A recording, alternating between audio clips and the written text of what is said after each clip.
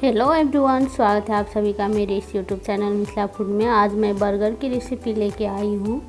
इस रेसिपी को स्टार्ट करने से पहले यदि मेरे चैनल पर नए हैं, इस चैनल को अभी तक सब्सक्राइब नहीं किए हैं तो प्लीज़ चैनल को सब्सक्राइब करें। रेसिपी अच्छी लगे तो वीडियो को लाइक करें, अपने दोस्तों समेत भी ज़रूर शेयर करें।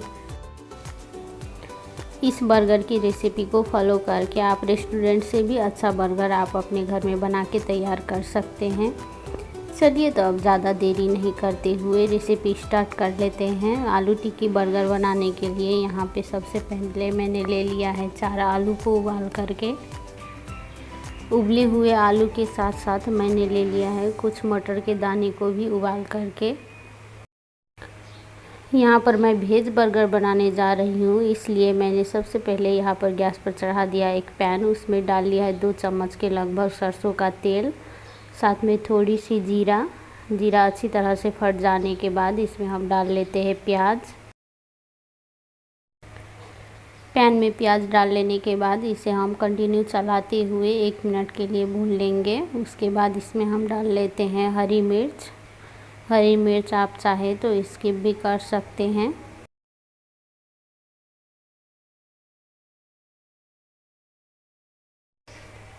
आधा चमची से थोड़ा कम डाल लेते हैं लहसुन का पेस्ट, साथ में 1 चम्मच नमक।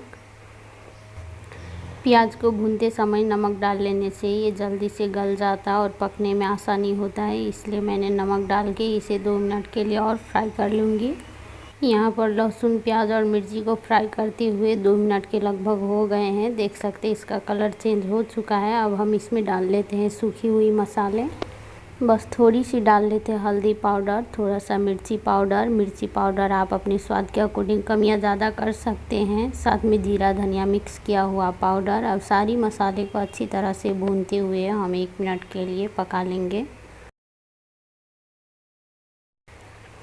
मसाले को यहाँ पे भूनते हुए 2 मिनट के लगभग हो गए हैं। अब हम इसमें डाल लेते हैं मटर के दाने पहले से ही हमने उबाल लिया था।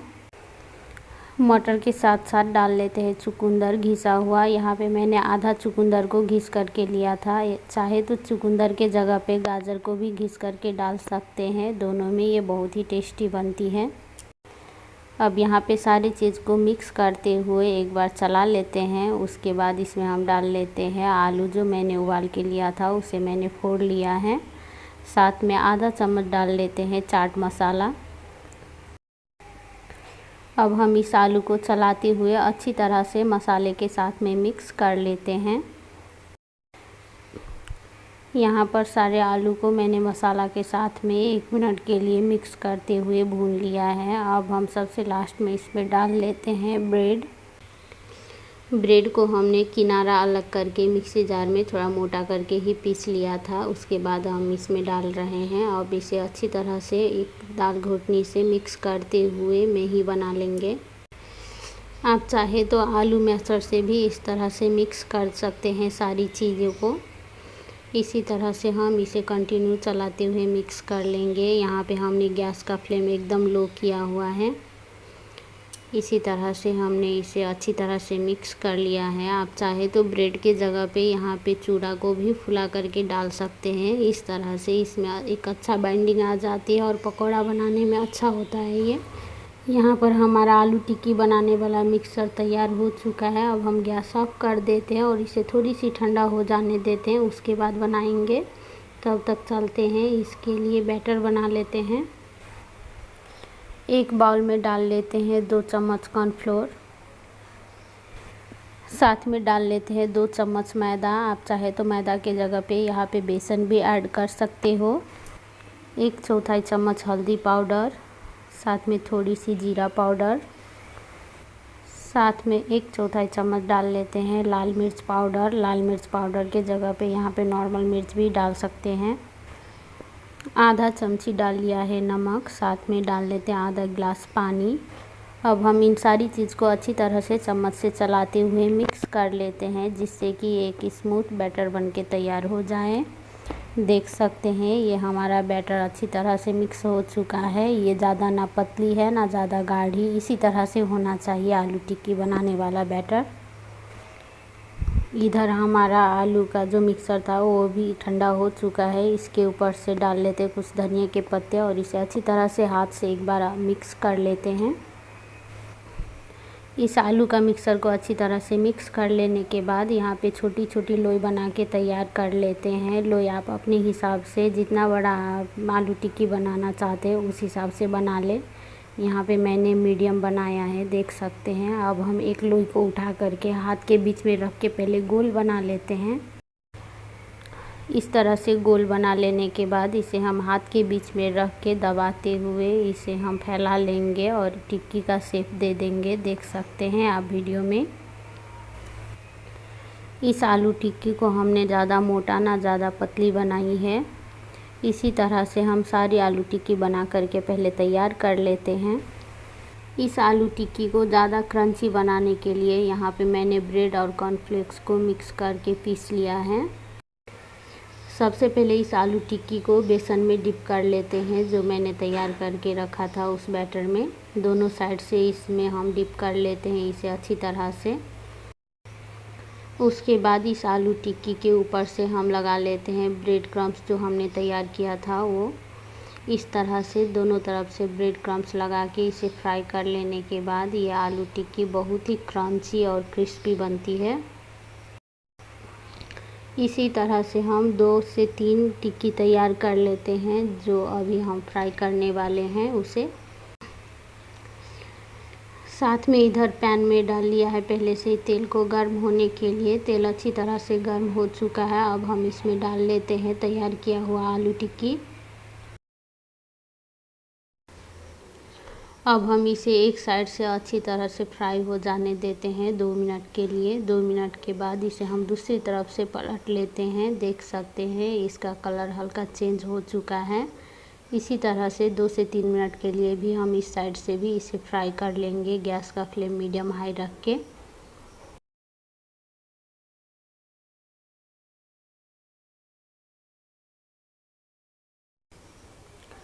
2 से 3 मिनट के बाद देख सकते हैं ये आलू टिक्की दोनों तरफ से अच्छी तरह से फ्राई हो चुका है। अब हम इसे निकाल के रख लेते हैं एक टिश्यू पेपर के ऊपर, जिससे कि इसमें का जो एक्स्ट्रा तेल होगा सो इसमें एब्जॉर्ब हो जाएगा। इसी तरह सेम प्रोसेस से जो बाकी बची हुई आलू थी उसे भी हमने टिक्की बना के तैयार कर लिया है, देख सकते हैं। इस तरह से ये आलू टिक्की बहुत ही परफेक्ट बनती है, ऊपर से बहुत ही क्रंची और क्रिस्पी और अंदर से ये बहुत ही सॉफ्ट बनती है। अब हम एक पैन में डाल लेते हैं 1 चम्मच बटर, जिसमें हम ब्रेड को सेक लेंगे। बटर पिघल जाने के बाद इसमें हम ब्रेड रख लेते हैं। ये ब्रेड बन को मैंने बीच से काट के 2 टुकड़ा में डिवाइड कर लिया है। इस तरह से इस ब्रेड बन को हम कुछ सेकंड के लिए सेक लेंगे, जिससे कि इसमें हल्का सा कलर चेंज हो जाए। देख सकते हैं इसका हल्का सा कलर चेंज हो चुका है। इसे हम दूसरी साइड से पलट करके भी कुछ सेकंड के लिए सेक लेते हैं। उसके बाद हम इसे निकाल लेते हैं। यहाँ पर हमने ब्रेड बन को 2 भाग में डिवाइड करके दोनों तरफ से सेक लिया है, देख सकते हैं। इधर बर्गर के लिए हमने सारी चीज़ें तैयार कर लिया है। अब हम 2 ठो ब्रेड का नीचे वाला भाग रख लेते हैं। उसके बाद इसके ऊपर से डाल देते हैं कुछ मेयोनीज। दोनों ही ब्रेड बन के ऊपर से हमने यहाँ पे मेयोनीज को डाल लिया है। अब इसे चमचा से अच्छी तरह से मिला लेते हैं। यदि आपके पास मेयोनीज ना हो तो यहाँ पे आप सॉस भी लगा सकते हैं। अब हम इसके ऊपर से रख लेते हैं बंद गोभी के पत्ते। ये पिछले वाले हिस्से के पत्ते हमने थोड़ी सी निकाल के रख लिया था। साथ में रख लेते हैं कटा हुआ प्याज। इसके ऊपर से रख लेते हैं कुछ कटे हुए खीरा। खीरा के साथ साथ आप चाहे तो यहाँ पे गाजर भी रख सकते हो, जो आप सलाद में खाना पसंद करते हैं। इस तरह से सलाद ऊपर से सजाते हुए पतला ही रखें, जिससे कि इसमें से ये निकले नहीं। इसके ऊपर से हमने रख लिया एक एक टुकड़ा टमाटर का। उसके बाद हम रख लेते हैं आलू टिक्की जो हमने बना के तैयार किया हुआ था। दोनों ब्रेड बन के ऊपर से ये आलू टिक्की रख लेने के बाद इसके ऊपर से हम रख लेते हैं चीज़। चीज़ यहाँ पे आप कोई भी अपने पसंद के यूज़ कर सकते हैं, चाहे तो चीज़ ग्रेट करके भी यहाँ पे डाल सकते हैं। साथ में डाल लेते हैं इसके ऊपर से टोमेटो सॉस। टोमेटो सॉस के साथ साथ आप चाहे तो यहाँ पर चिली सॉस भी डाल सकते हो। उसके ऊपर से इसका जो ऊपर वाला बन था वो लगा देते हैं। अब इसके ऊपर से आप चाहे तो आइसक्रीम वाला स्टिक या टूथपिक स्टिक भी लगा सकते हैं। देख सकते हैं ये बर्गर हमारा अब तैयार है सर्व करने के लिए। इस तरह से घर में आलू टिक्की बर्गर बहुत ही टेस्टी बनती है। इस आलू टिक्की बर्गर का recipe step by step follow करके आप बहुत ही परफेक्ट बर्गर घर में बना सकते हैं, रेस्टोरेंट के जैसा। यहाँ पर आप देख सकते हैं ये बर्गर देखते ही कितना टेस्टी लग रहा है, ये खाने में भी उतना ही टेस्टी बना है। आई होप ये बर्गर की रेसिपी आप सभी को अच्छी लगी होगी। यदि अच्छी लगी हो तो वीडियो को लाइक करें, या मेरे चैनल पर नए हैं, इस चैनल को अभी तक सब्सक्राइब नहीं किए हैं तो प्लीज़ चैनल को सब्सक्राइब करें। अपने दोस्तों सब में भी इस रेसिपी को ज़रूर शेयर करें। इस वीडियो को लास्ट तक वॉच करने के लिए बहुत बहुत धन्यवाद। अब हम फिर से मिलते हैं किसी दूसरी वीडियो में दूसरी रेसिपी के साथ। तब तक आप इस बर्गर को बना करके एंजॉय कीजिए और अपने अनुभव मेरे साथ कमेंट में ज़रूर शेयर कीजिएगा।